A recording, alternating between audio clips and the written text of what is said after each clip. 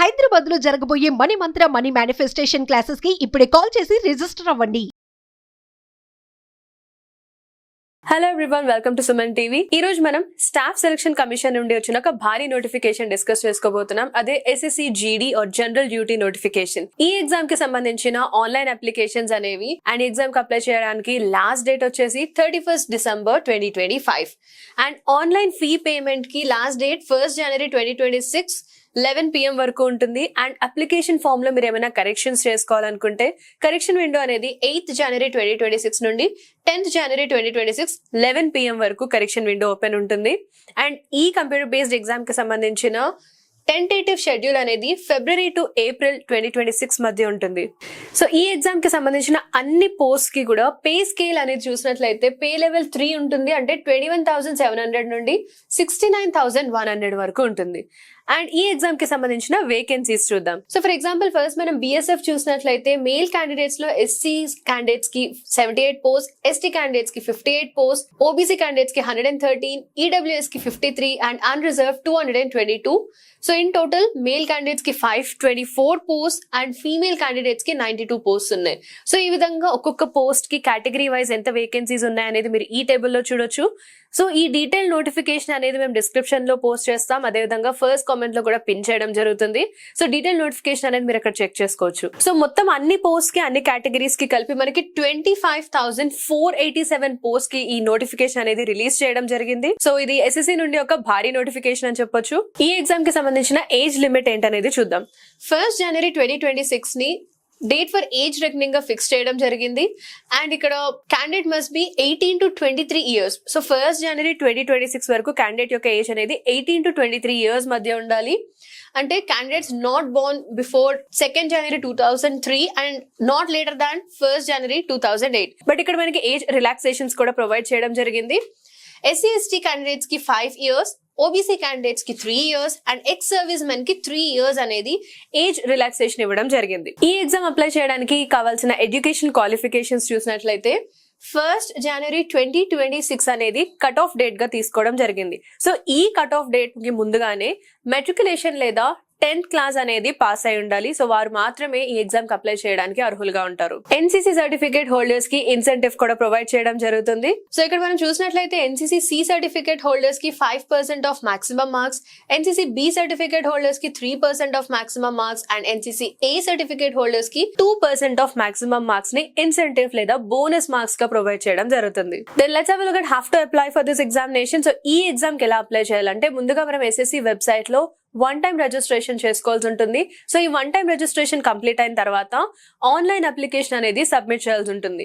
So detailed గా exam కి ఏ విధంగా అప్లై చేయాలి అనేది మనకి నోటిఫికేషన్ లో మెన్షన్ చేయడం జరిగింది. సో మీకు ఇంకా క్లియర్ గా డీటెయిల్స్ కావాలి అంటే డీటెయిల్ నోటిఫికేషన్ ని మన డిస్క్రిప్షన్ లో పోస్ట్ చేయడం జరుగుతుంది. అదేవిధంగా ఫస్ట్ కామెంట్ లో కూడా పిన్ చేయడం జరుగుతుంది. సో అక్కడ మీరు డీటెయిల్ గా నోటిఫికేషన్ అంతా కూడా చెక్ చేయొచ్చు.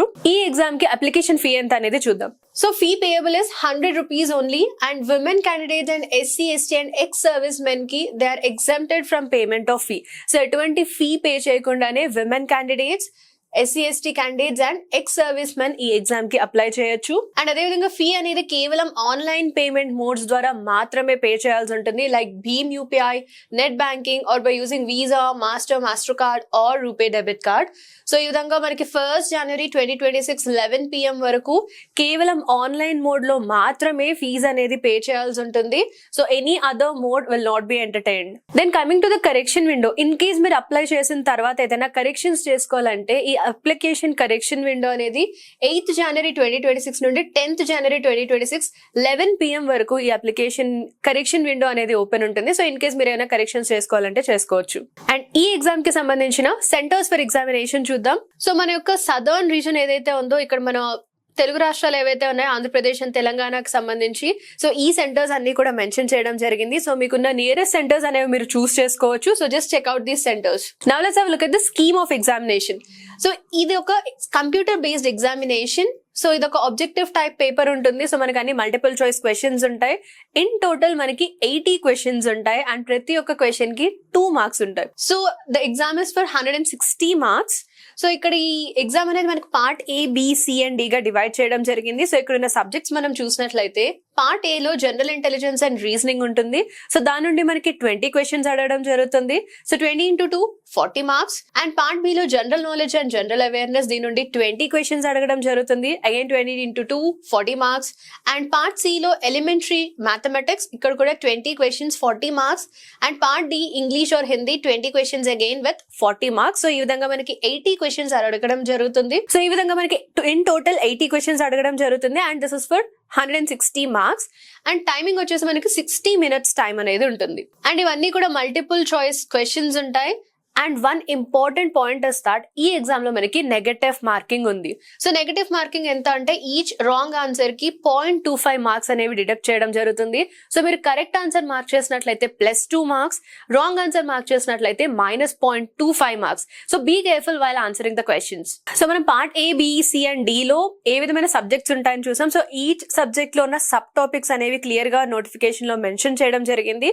So just check out the notification for detail topics. So ఒక్కొక్క సబ్జెక్ట్ లో ఏ సబ్ టాపిక్స్ కవర్ అవుతాయి అనేది మీరు ఈ డీటెయిల్ నోటిఫికేషన్ లో చెక్ చేసుకోవచ్చు. Next let's have a look at this physical efficiency test or physical standard test. So computer based examination లో మీ యొక్క పర్ఫార్మెన్స్ ని బేస్ చేసుకుని ఈ PET లేదా PST కి షార్ట్ లిస్ట్ అవడం జరుగుతుంది. సో ఈ PET లో ఏముంటాయో చూద్దాం. సో ఫిజికల్ ఎఫిషియన్సీ టెస్ట్ లో భాగంగా క్యాండిడేట్స్ రేస్ ని ఈ టైం లిమిట్స్ లో ఫినిష్ చేయాల్సి ఉంటుంది. సో ఆ టైం లిమిట్స్ ఏంటో చూద్దాం. లదాఖ్ రీజన్ కాకుండా రిమైనింగ్ రీజన్స్ లో ఉన్న క్యాండిడేట్స్ కి మేల్ క్యాండిడేట్స్ 24 minutes లో 5 kilometers రేస్ అనేది కంప్లీట్ చేయాల్సి ఉంటుంది. అండ్ ఫీమేల్ క్యాండిడేట్స్ 8.5 minutes లో 1.6 kilometers రేస్ కంప్లీట్ చేయాల్సి ఉంటుంది. అండ్ ఎవరైతే మనకి లదాఖ్ రీజన్ నుండి ఉన్న క్యాండిడేట్స్ ఉన్నారో వీరు 7 minutes లో 1.6 kilometers రేస్ అండ్ 5 minutes లో 800 meters రేస్ ని కంప్లీట్ చేయాల్సి ఉంటుంది. Then moving forward to the physical standard test. So PST లో భాగంగా హైట్ లిమిట్స్ చూసినట్లయితే మేల్ క్యాండిడేట్స్ కి 170 centimeters and female candidates 157 centimeters. So other category wise మీకు మేల్ అండ్ ఫీమేల్స్ కి ఏ విధమైన హైట్ రెస్ట్రిక్షన్స్ అనేవి ఉన్నాయనేది మీరు ఇక్కడ చెక్ చేయొచ్చు. సో ఈ విధంగా ఈ ఎగ్జామ్ కి సంబంధించిన ఇంపార్టెంట్ డీటెయిల్స్ ఇవి. సో ఇటువంటి ఇంట్రెస్టింగ్ నోటిఫికేషన్స్ కోసం subscribe to Suman TV channel. Thank you so much for watching.